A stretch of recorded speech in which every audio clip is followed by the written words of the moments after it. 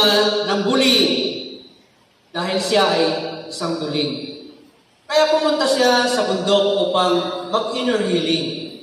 Isinulat niya ang lahat ng puot, galit at hinanakit sa bundok ng Mount Makiling.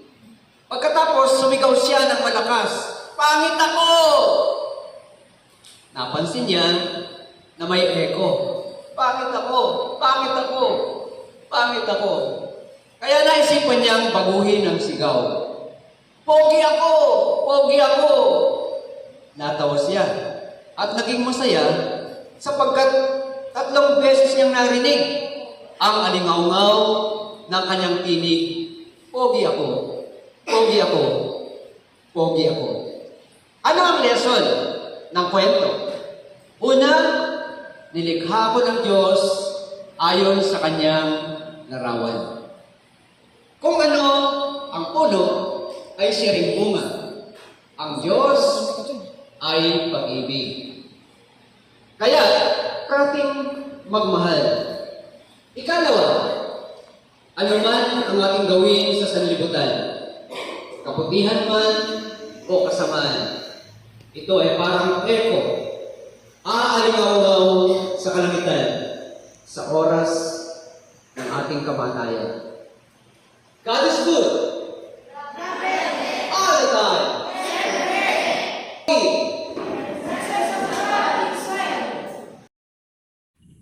Nilalanga ng Diyos ang tao ayon sa kanyang larawan. Lumalang siya ng isang lalaki at isang babae, at sila ay pinagpala.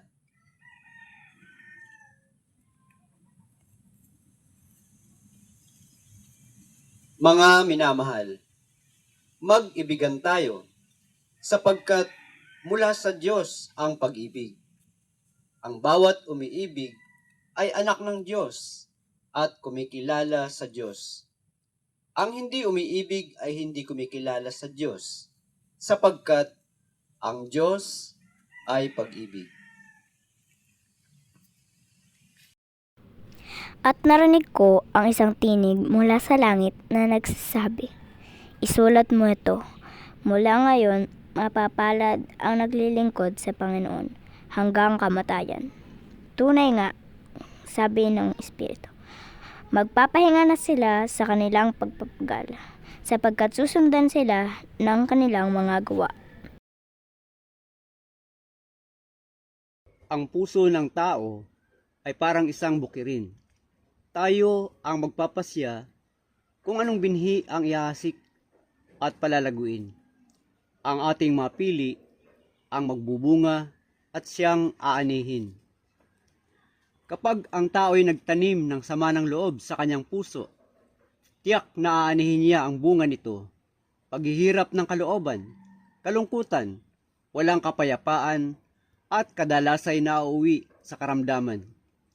Sa isinagawang pag-aaral ng Departamento ng Medisina ng Pamantasan ng Colorado, natuklasan na karamihan sa kanilang mga pasyente ay may tanim na sama ng loob sa kanilang kapwa o may malalim na hinanakit.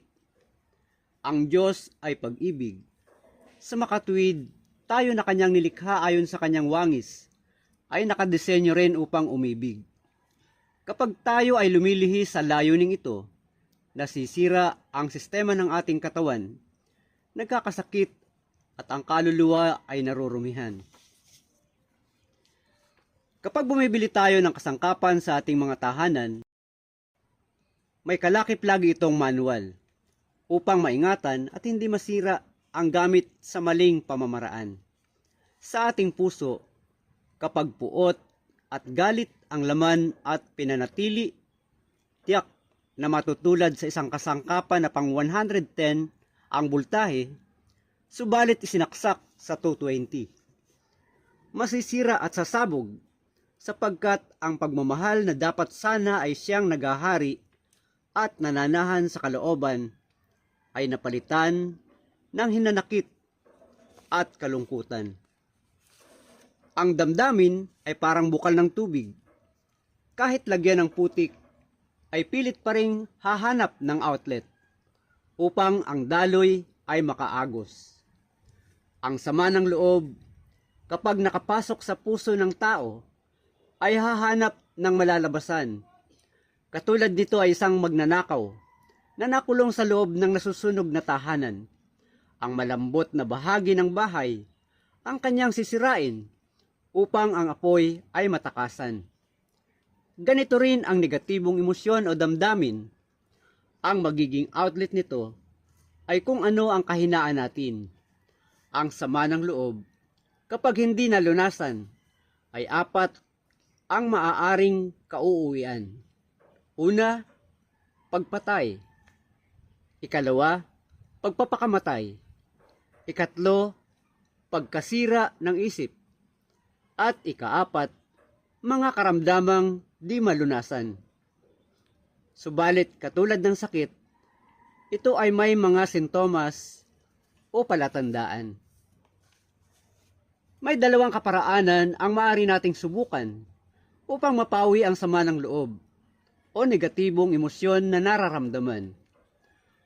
Una, katulad ni Abraham Lincoln, isulat ang lahat ng nararamdaman sa kalooban, subalit huwag ibibigay sa kinauukulan.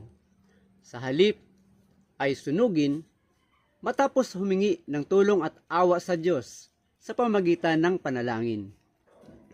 Ikalawa, isigaw ang puot, galit at hinanakit na nararamdaman na parang nasa harapan ang taong kinauukulan. Gawin ito sa lugar na walang ibang makakarinig.